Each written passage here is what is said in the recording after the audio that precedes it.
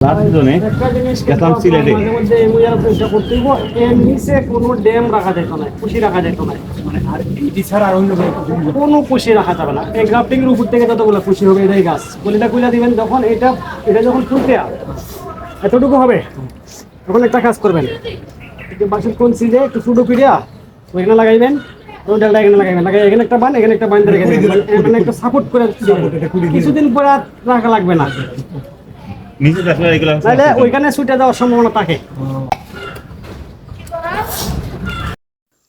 ব্রাহ্মণবাড়িয়ার আমার সিজার ভাইয়ের এই বড়ই গাছটি অনেক বড় গাছটি, এটা দেশি গাছ ছিল, বেজির গাছ। তো এটাকে গ্রাফটিং প্রক্রিয়ায় এটার মধ্যে উন্নত জাত সেটা হচ্ছে বল সুন্দরী স্থাপন করে দেওয়া হলো। আর কাজটি আমার সালে ভাই দক্ষ হাতে করছেন। চেষ্টা করলে আপনিও আপনার বাড়িতে এরকম একটা শখের গাছ তৈরি করতে পারবেন। ভালো থাকবেন, আল্লাহ হাফেজ।